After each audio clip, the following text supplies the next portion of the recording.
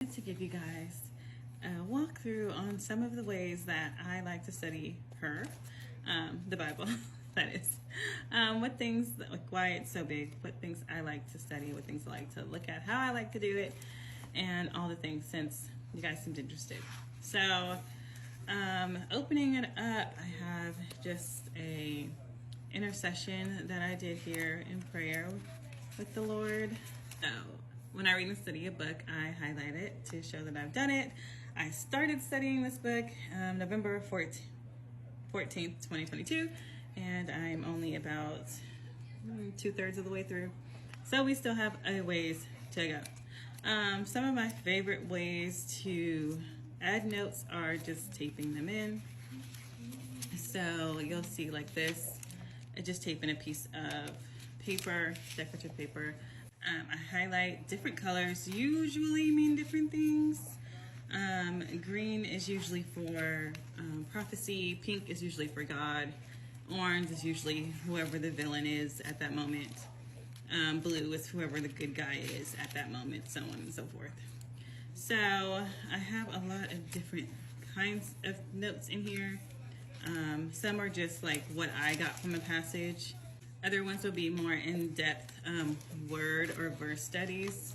Like I know in Daniel, this one is like a whole flip out situation. So apparently I had a lot of notes on this page about that topic, but you can see here that in Daniel I have a verse study on Nebuchadnezzar and his pride, because pride is intriguing to me because it's something that I struggle with. So I did like the little window with tape, just cut it out. So that way when I'm looking here, I can see my notes and I can see what scripture I'm referring to and all of that. So I have a printout of the tabernacle because I don't know about you, but I am very visual. The temple. And I have like the numbers of all the different spaces that it mentions, so that way when I'm reading it and I can know what they're talking about. And then I also put the verses where those things are mentioned, so I can easily go back and find what I'm looking for and like connect the dots for myself, or my kids can, because this is for them. When I first started, I was using a lot of index cards, so Esther was one of the first books I did. So you just see a bunch of different index cards. I started getting a lot more scrappy as things went on. I have printouts from here. I've got questions.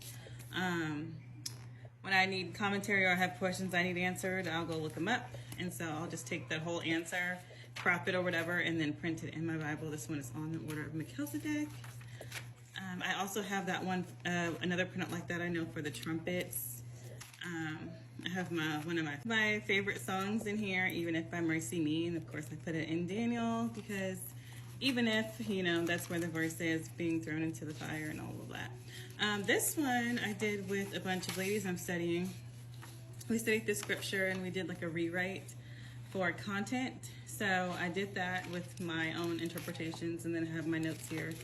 And then we did a context study analysis on it. So I have that. I just have not put it into my Bible yet. I don't know if I'm going to rewrite it or if I'll just put the whole thing in there.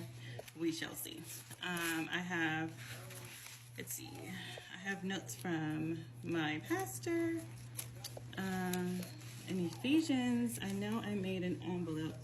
Oh, this is a printout from a Bible study that I did with my family. I just thought all the information was good, so I just copied it on my printer and then put the whole thing in there.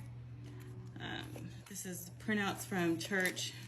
My pastor is literally amazing, so I keep some of his notes in here too. This is a prayer for my son. If you look on, you'll see my kids' names on these like color tabs, and so they each have scriptures that I pray over them, and then they each have a prayer as well that I pray for them. And then these color tabs also give them clues of where to find stuff. Like this one is how Old Testament people were saved. I have Father and Son in the Old Testament. I have prayer, intercession strategies. Each kid has a tab and a prayer. This one was what I did recently. It was so much fun. About the contradiction. between James and Paul in their letters about faith and works, which we all know that there's no contradictions in the Bible, which is our understanding. So that one was super fun to study. And so I have that big and bold because I know that's something that's going to come up in their faith. How Jesus and the Father are separate. They are not one being. I want them to be able to find that. Confidence in salvation and the Antichrist information on that. So then I also have this little envelope piece that I put in, and I just stuck in it looks like another answer from Got Questions that goes here in Hebrews. So that's a little bit about what I do. I will write anything in here. If something sticks out that I feel I need to study, then I will study it. If I just get something or I have my own personal revelation, then I will write those notes in here as well. So I write down so my kids can kind of know what I was thinking and what I got from it. But yeah, that's basically it. There's no such thing as messing up. I have had to add in new papers. I have had to cover things up. I have had to do all types of stuff in this Bible. But the most important thing is that you are in the Word. Whatever way that works out for you, be in the Word and reading what God has to say and what He has already told us. So lots of good ideas. If you have ideas of like things that you do, please drop them below because I'm always looking for new ways to enrich my study and my scripture and understanding of scriptures. So I hope you guys enjoyed this, your little tour through Big Bertha.